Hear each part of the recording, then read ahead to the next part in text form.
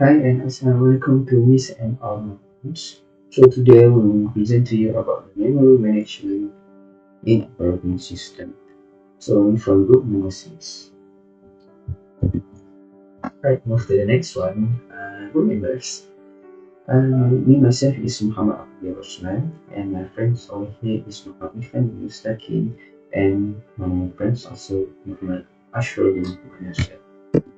So on the background. So what is actually memory management?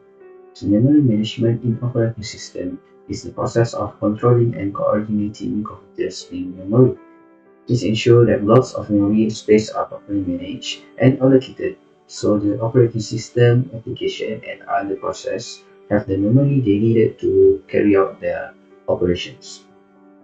So memory management is the responsible for managing the computer's primary memory, keeping track of the status of memory locations, whether it's free or allocated, and moving processes back and forth between main memory and secondary storage. So over here, what is main memory and secondary storage? So, so as you can see here, the memory hierarchy, the blue box over here is the primary memory, while the pink box over here is the secondary memory. So the primary memory is mainly about the processor and SD-RAM, while the secondary memory is solid state, such as solid state drive or mechanical hard drive, such as USB or hard drives or something else. Right. So as we go over this hierarchy or triangle, the higher the position of something, the higher the cost of it. So this one is CPU is super expensive compared to the flash memory. But it also have the super fast over, which means that to allocate the memory or to obtain the memory, it is super fast for CPU. But the disadvantage is that they have a tiny capacity of memory storage. When we go to the bottom of this triangle, we have this mechanical hard drive. So it's obvious that fibrous memory is slow. So to obtain the memory from such as hard-disk SD is much slower compared to the CPU, of course. Um, but it is cheap, much cheaper. I think very cheap, and it has the largest capacity of all.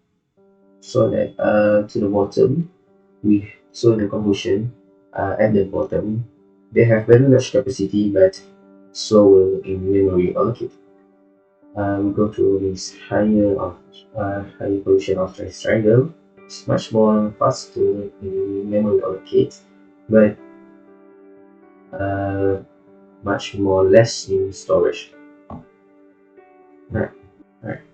When we talk about memories, of course, memory need to be allocated. So one of the efficient strategies to allocate this memory is by dynamic memory allocations. So what is dynamic memory allocations? Dynamic memory allocations is the process of assigning memory space during execution of runtime. Usually, it is performed manually in the C programming language, where a group functions such as a malloc, callot, malloc, and free.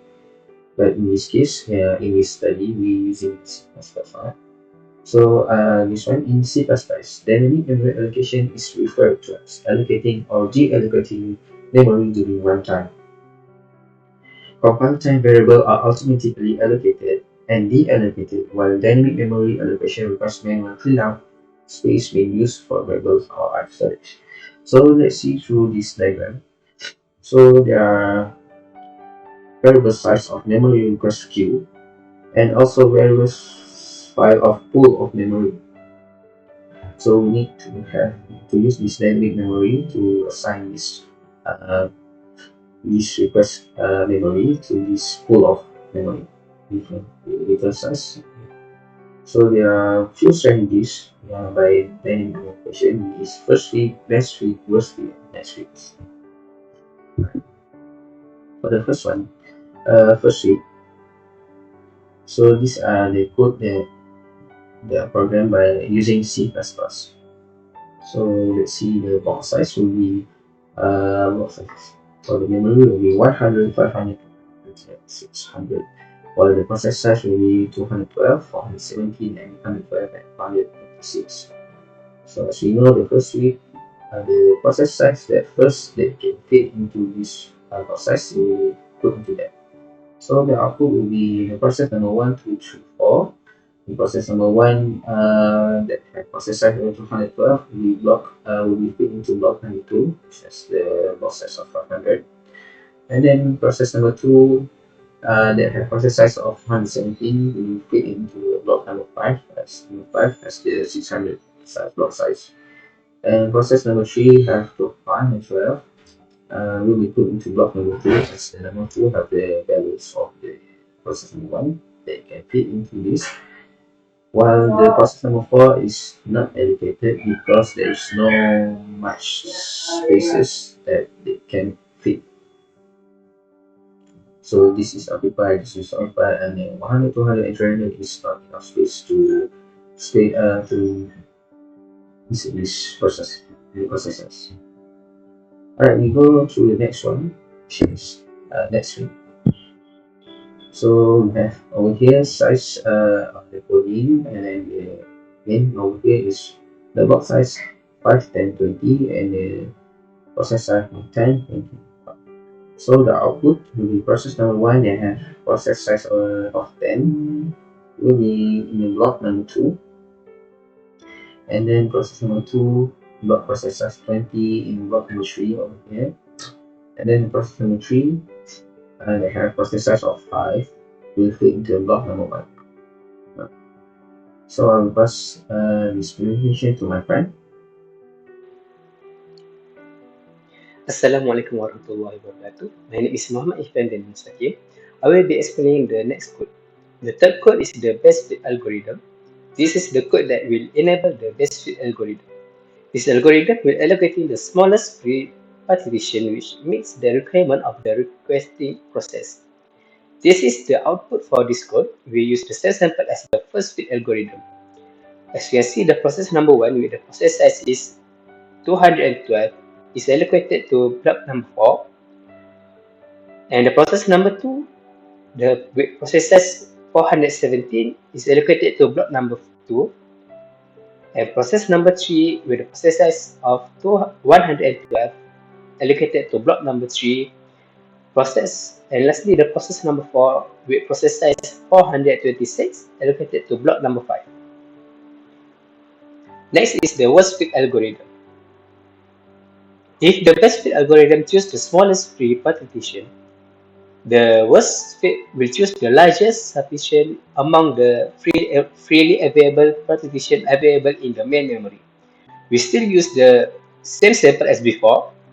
As you can see here, the output for the process number 1, the process size 212 is allocated to block number 5, and process number 2 with a process size of 417 allocated to block number 2, and next block process number 3 with process size of 112 is allocated to block number 5, and lastly the process number 4 with the process size of 426 is not allocated because there is not available space. Alright, next we move on to how to improve the memory management system performance. There are many improvements that we can apply, but here are several that we will talk about. Okay, first is the memory swapping. This technique will apply a method that temporarily swap out idle or block processes from main memory to secondary memory, which ensure proper memory utilization. Swap-in is a method used to remove the process from secondary to primary, while the swap-out is method used to remove the process from primary to secondary. This technique is used to provide proper RAM utilization and ensure memory availability for every process. Alright, next is the transparent page sharing. Transparent Page Sharing (TPS) is a mechanism in a hardware MMU system where the VM kernel automatically identifies identical pages of virtual memory and consolidates them to a single page in physical memory.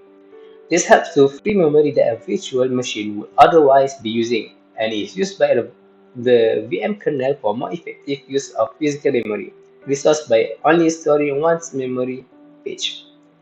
TPS works with power on virtual machine, finding all the identical memory page of the virtual machine to reduce the overall size. Alright, we will talk about mirroring.